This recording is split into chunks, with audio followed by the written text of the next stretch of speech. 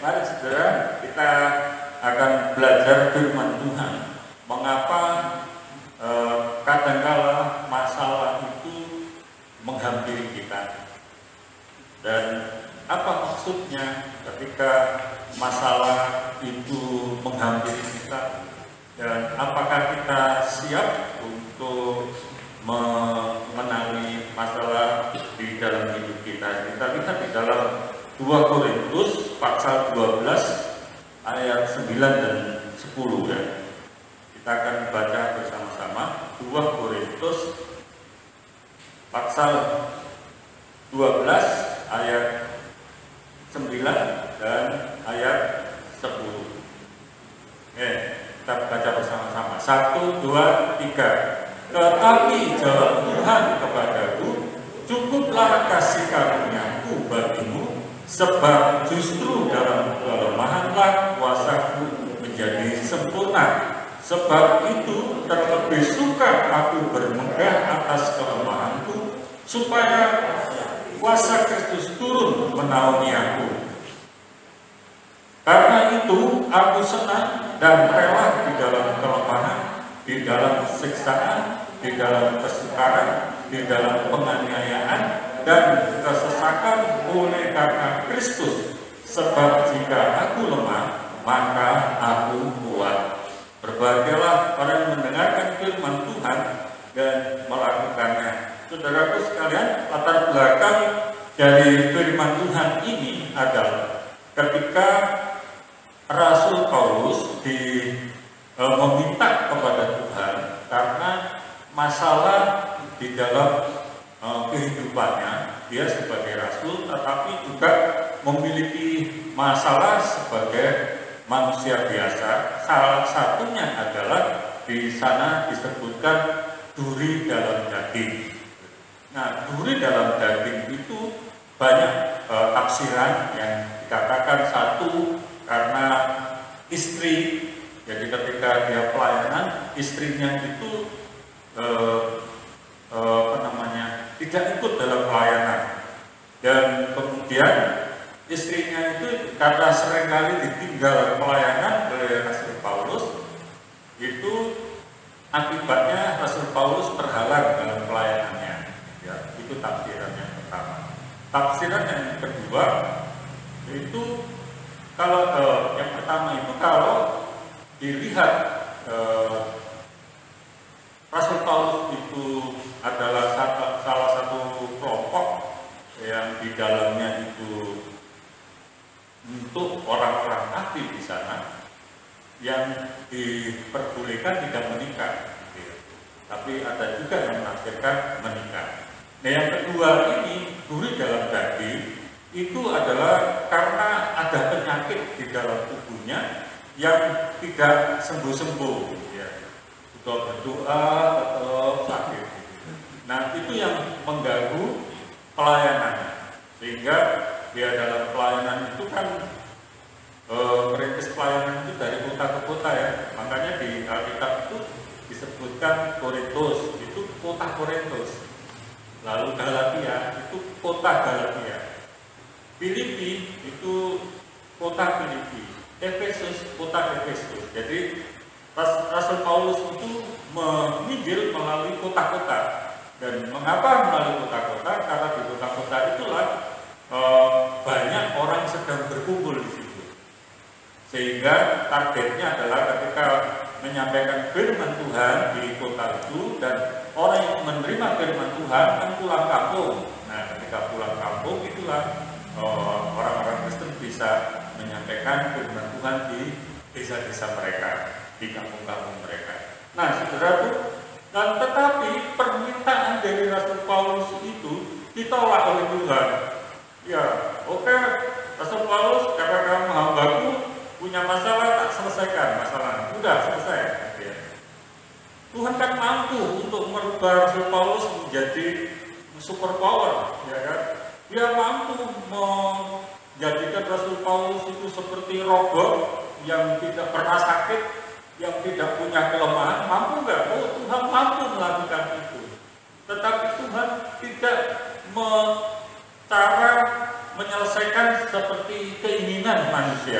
Tapi Tuhan mengatakan di sana, cukuplah kasih karuniaku. Cukuplah kasih karuniaku. Karena apa? Dengan kasih karunia Tuhan itu, Rasul Paulus itu akan mengerti betapa Tuhan itu menyertai dalam kehidupannya. Dan dalam kehidupan sehari-hari, kita pun menghadapi masalah yang seperti itu. Dan Tuhan memberikan masalah itu supaya kita tetap mengarahkan pandangan kita kepada Tuhan. Tetap kita bisa fokus kepada Tuhan. Ya, seperti Rasul Paulus itu dikasih masalah, duri dalam daging itu tidak dicabut, tidak disembuhkan, tapi tetap ada di situ. Tapi Tuhan kasih karunia, sehingga Rasul Paulus itu tidak lagi memandang apa yang diberita dalam kehidupannya, dia bisa memandang Tuhan.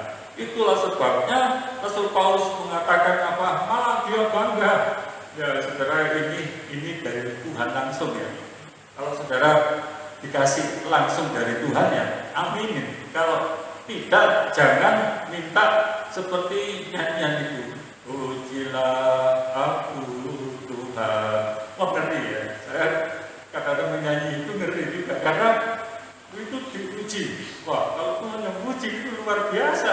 Apakah kita mampu? Ya. Nah, Rasul Paulus ini sampai dia begitu bangganya, aku senang dan rela. Coba, senang dan rela. Rela apa? Di dalam siksaan. Siapa yang mau senang dan rela di dalam siksaan? Angkat tangan. Kok saya sendiri?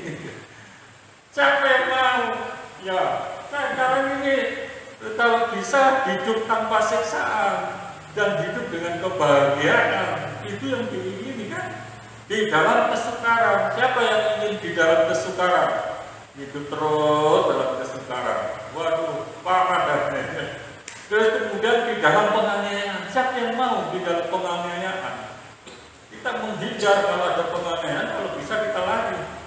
Tapi Rasul Paulus ini rela dan senang. Dan kesesakan itu misalnya gini, saudara. Kita lapar, terus kemudian mau masak, beras nggak ada, apalagi lauk, ya udah nggak ada, duit juga nggak ada, sesek nggak kita. Terus lihat tetangganya lewat, kemudian tas kerseknya itu penuh dengan nasi kotak. Enak nggak? Berat nasi kotak lewat, kita langsung ya ampun, kayak ini apa di mulut itu seperti, aduh nasi kotaknya enak nih. Padahal kita belum bisa mau beli, mau ini nggak bisa, sudah nggak. Ini yang namanya kesesakan, sesak dah. Mau nggak kita?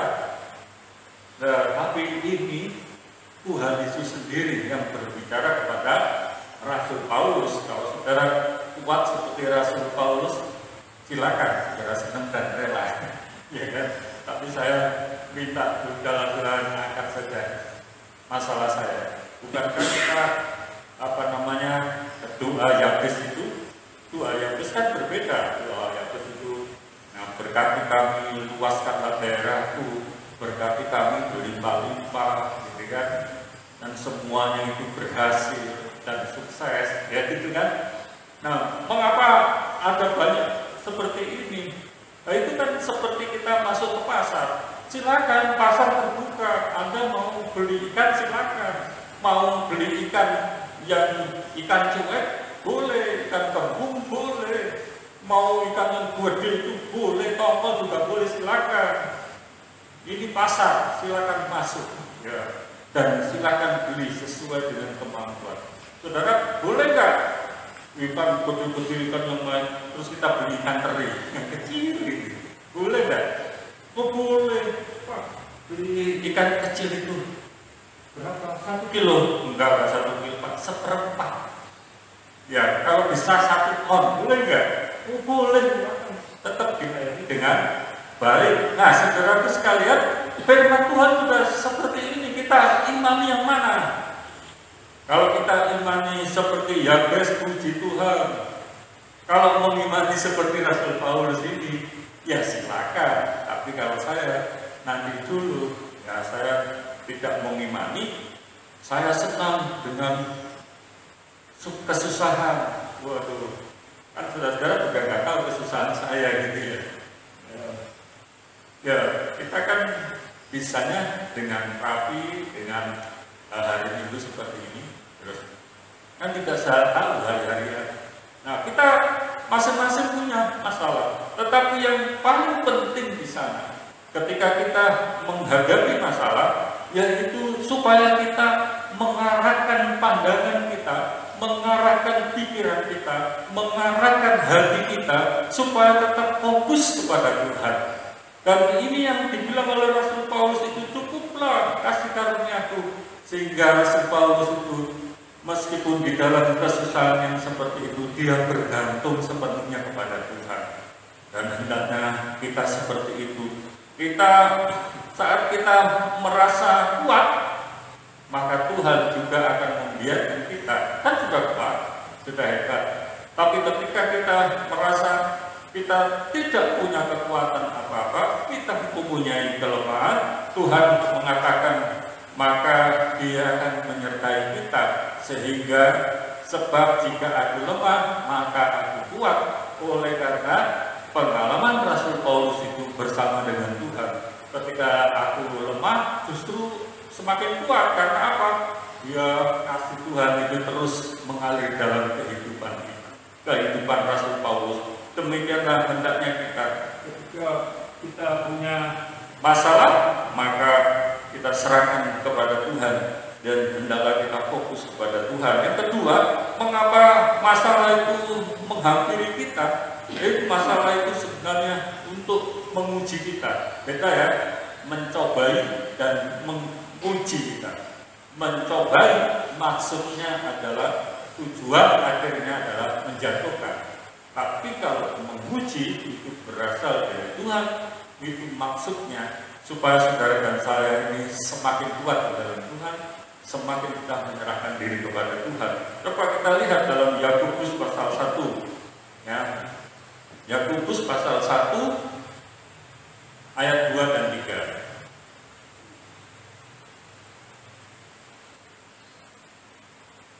Kita baca bersama ya. Yakobus pasal 1 ayat 2 dan 3. 1, 2, 3. Saudara-saudaraku, anggaplah sebagai suatu kebahagiaan apabila kamu jatuh ke dalam berbagai-bagai pencobaan. Sebab kamu tahu bahwa ujian terhadap iman itu menghasilkan ketekunan. Beda ya. Kalau percobaan itu menjatuhkan, tetapi Tuhan menguji melalui percobaan itu yang kita hadapi supaya saudara berhasil di dalam hidup ini, yaitu yang kadang menghasilkan ketekunan. Justru kita menghadapi percobaan itu yang berasal dari iblis. Di dalam percobaan itu justru Tuhan juga menyertai kita sambil menguji kemampuan kita, sehingga kita bukan semakin lemah, bukan semakin kendor, tapi semakin tekun ya, tekun. Nah, ini tekun kan terus menerus, tidak ada ketekunan itu ya, sebentar kemudian taat, lalu kemudian gak taat ya. Seperti kita dari remaja, sekolah minggu sampai hari ini, itu ketekunan. Walaupun ketekunan kita kadang-kadang jatuh gitu ya. Kalau di garis itu ya, itu jangan seperti Yudas. Yudas itu Tuhan itu kan nanjak kemudian jatuh. Dia menyerahkan Tuhan disalib, kemudian ditukar dengan uang 30 keping perak itu, kemudian dia jatuh. Jatuh kemana? Gak pernah naik dia. Jatuh sampai ke neraka. Karena apa? Ya menyesal, mengambil tali, lalu menggantungkan diri, mati dia. Tapi hendaknya seiman kita seperti Petrus. Petrus itu, wah, siapa yang membunuh ke Tuhan? Akulah yang membela. Naik gak imannya? Naik. Tetapi kemudian ketika ditangkap, itu dituduh, ditanya sama anak-anak gadis itu, kamu muridnya Yesus ya? Enggak, kamu buat muridnya Yesus turun gak? Sudah turun ya. Kemudian ditanya lagi kepada yang lain, ini muridnya Yesus ini. Bukan muridnya Yesus, turun sudah. Sampai yang ketiga ditanya, kamu kan itu Yesus dari dalam. Enggak, aku bukan. Semakin turun sudah. Tapi ketika turun yang paling bawah itu dalam imannya itu, dia menyesal dan kemudian dia bertobat, naik lagi. Ya kan dikatakan Petrus itu lari ke pinggir temboknya bangunan pengadilan itu sambil menangis. Ya, Tuhan Yesus mengingatkan Petrus, nanti sebelum ayam berkokok 3 kali kamu sudah menolak aku. Ketika sudah 3 kali Petrus sadar, dia menyesal, makanya imannya naik. Dan meskipun dia menangis terseduh-seduh di tembok itu, dia datang dan minta ampun kepada Tuhan. Meskipun di situ tidak ada ayatnya yang mengatakan lalu Petrus datang kepada Yesus dan minta ampun. Tidak ada ayat itu. Tapi itu refleksi ayat itu ada. Mengapa? Itu ketika dia jatuh itu semakin imannya naik. Ketika diberitahu oleh Maria, Yesus itu kuburannya udah gak ada. Sekarang siapa yang lari duluan? Petrus lari duluan. Dia lari lebih kencang daripada murid yang lain. Dia datang lebih dahulu di kubur itu dan melihat di kubur itu yang kosong. Dan murid yang lain itu hanya melihat dari jauh, tapi Petrus itu langsung masuk di kuburan itu. Itu membuktikan bahwa Petrus itu imannya naik.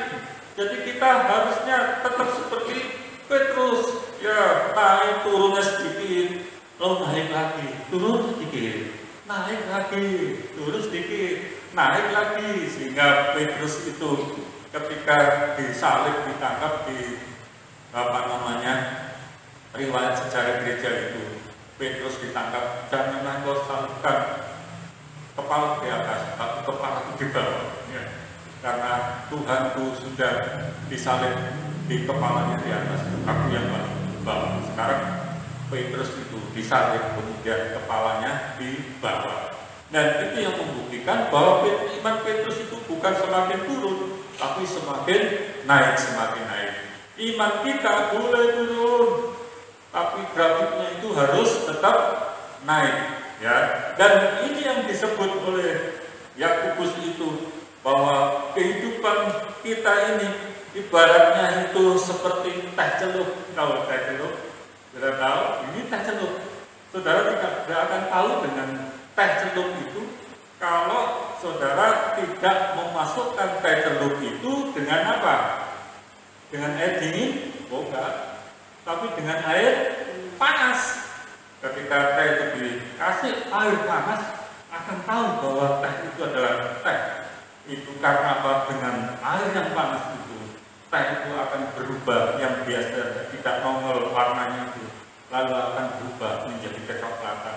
Dan ketika menjadi kecoklatan itu baunya enak dan baunya sedap, apalagi baru bangun tidur.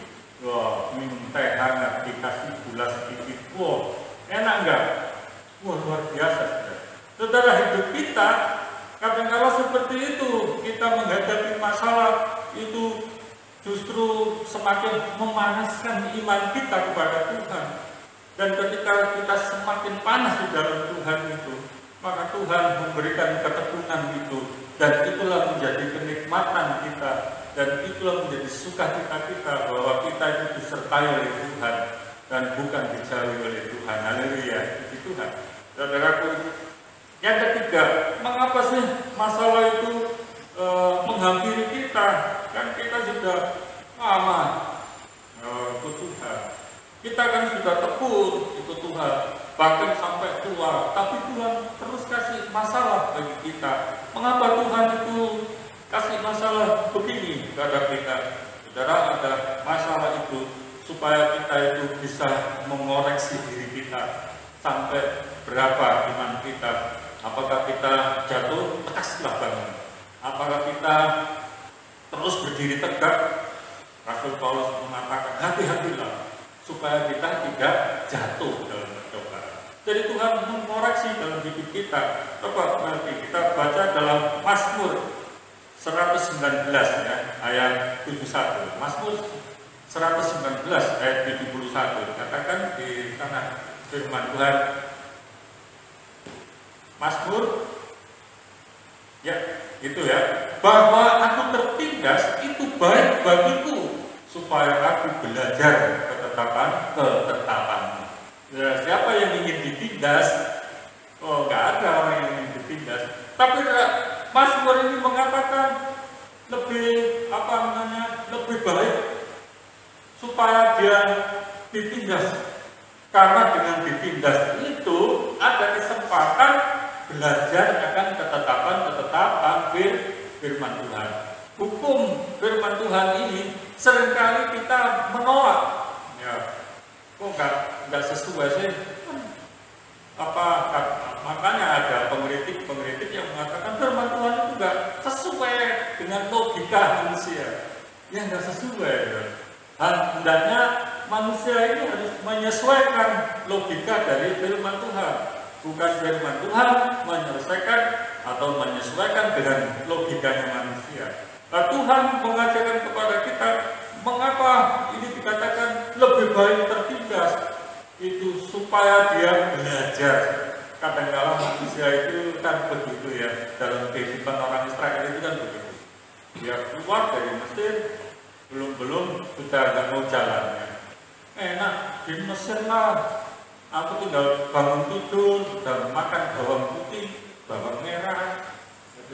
Saya lihat firman Tuhan itu, ya ampun, orang Israel masa keluar dari Mesir dijajah sampai ratusan tahun, ingatnya bawang putih, bawang merah.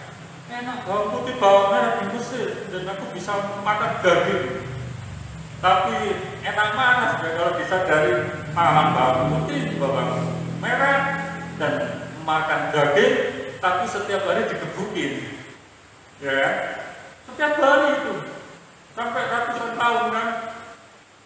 Tapi orang Israel bilang lebih enak aku makan ini daripada keluar dari Mesir masuk kepada padang belantara yang harus dihadapi oleh orang Israel. Seringkali kita kan mengeluh begitu, manusia mengeluh. Ketika Tuhan sudah sukses, perjalanan orang Israel sukses, ya mengeluh lagi. Tuhan, airnya nggak ada. Ini kalau nggak ada air, mati semua. Ternak-ternakku mati dan aku juga mati. Nah kan harusnya minta dengan baik-baik kan gitu. Tuhan, tolong air kan gitu. Tapi enggak, demo di hadapan Musa. Dan akhirnya Tuhan mengatakan apa? Kasih air dengan cara mana tongkat yang kamu bawa, pukulkan ke batu, dan batu itu dipukul, keluarlah airnya, dan semua itu minum dengan sepuasnya, binatang dengan sepuasnya, dan dia juga bawa air itu untuk meneruskan dalam perjalanan. Sukacita orang Israel juga, tapi kemudian mengeluh lagi. Wah, saya nggak makan daging dalam perjalanan ini. Lalu Tuhan kirim burung puyuh supaya dia bisa makan daging itu. Tapi saya makan daging itu begitu gelojo, itu rakus. Ya, jadi makan itu belum habis, udah penuh masih makan lagi. Jadi mulutnya itu sampai seperti orang yang tidak pernah makan daging. Ya, seperti itu. Akhirnya melihat orang Israel seperti itu, Tuhan marah. Rupanya Tuhan juga nggak suka dengan orang yang suka makan berlebihan. Gitu ya. Tapi cukupkanlah. Makanya Tuhan Yesus berdoa, berikanlah makanan kami hari ini secukupnya. Ya, itu orang Israel nggak cukup makan, karena makan seperti itu dihukum oleh Tuhan. Ya. Ini luar biasa.